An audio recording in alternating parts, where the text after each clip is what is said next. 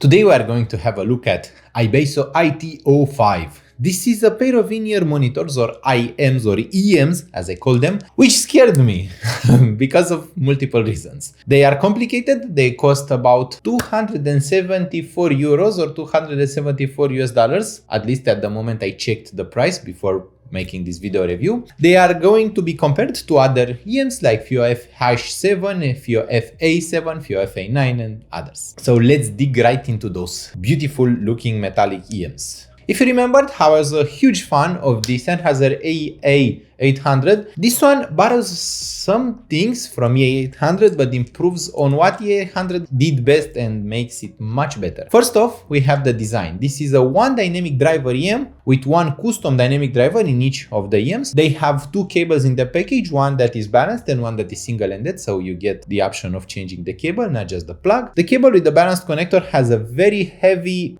this is very heavy. The balanced connector is quite heavy and it looks funky. The EMs have a ton of driver flex, so when inserting them, if you push them too hard, you are going to hear a loud pop, and then the sound will not sound good. And then you have to very quietly, very slowly adjust them until you hear the again, and then the driver adjusts itself so that you don't have any problem. So that is something to take into account. The driver flex is real with those. On the other hand, if you are really careful and if you insert them slowly, you don't get any kind of driver flex, which is good. So you just need to be very slow and careful when inserting them. The connector is typical gold-plated 4-poles, balanced 4.4mm format. I have used it with adapters with single-ended sources. I can say for sure that this EM doesn't need a lot of power. So if you are the kind that typically goes for high power, no.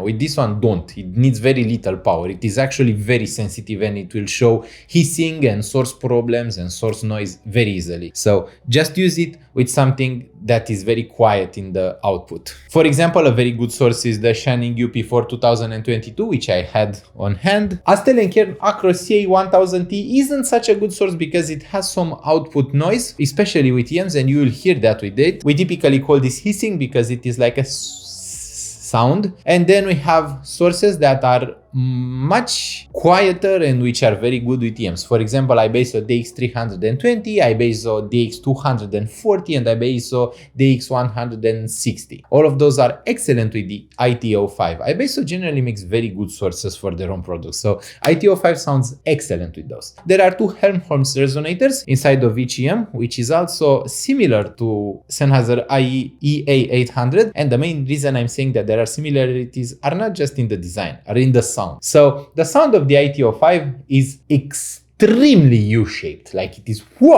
U-shaped. This means that the sub-bass is extremely heavy, it has a ton of impact and a ton of substance. The sub-bass is impactful, it has a ton of forces like big muscles on the sub-bass. The bass is also quite thick and quite heavy. Then the mid-range is quite thin and pulled back. And then the treble is very uplifted, very bright and very strong, which creates a very unique presentation that I actually enjoy. It works very well with metal, EDM, pop music. It works very well with a good selection of music. But at the same time, it doesn't work well with voice-centric music because it pushes the voices backwards, which means that if I was talking to you, I would be taking a step back. So with voices, it is not ideal. On the other hand, it is ideal with rock, metal, EDM, pop, rap, hip hop, everything just sounds superb through those.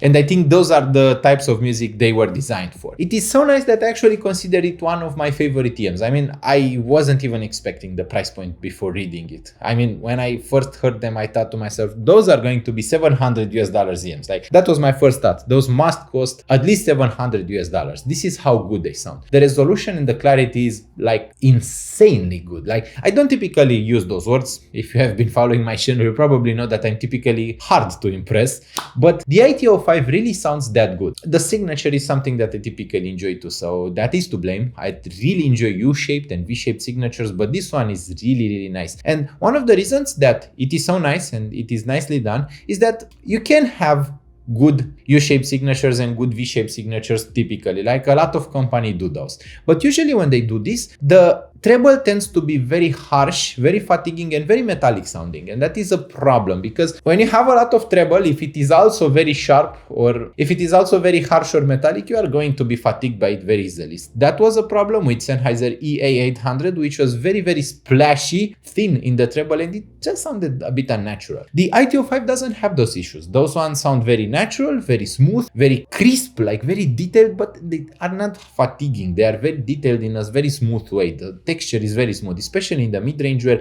everything is just natural. Also, the mid-range surprised me a lot. The mid-range is really colorful, really vivid, really punchy, and I don't know how to put this. Usually when you hear guitars, when you hear some instruments, they can be presented either one of two ways. The guitars either have a tone of life in them, like a tone of color, they just sound colorful, like you are drunk and you are listening to music and everything is really happy, or they sound very smooth, but very bland and very boring and the guitar is just like a background noise. Those are the two ways that headphones typically present guitars like. And those ones are some EMs that present them very colorful, like they have that really colorful, really bright, really vivid, really liveful presentation. It is hard to explain in words because without you hearing them as well and without you drawing those conclusions yourself, it is going to sound like I'm a bit too enthusiastic, but it's just unique the way they present music and that I think is super nice. The IT05, very sensitive, so once again you don't need a ton of power, you will need very quiet sources, like a source that doesn't have output hissing, output noise or output problems. You won't need a source that is powerful but which is problematic. You will need a source that is very quiet and very controlled. You will need a source that you are happy with. Generally they don't really need a very high quality source because the sound is very resolute by itself, so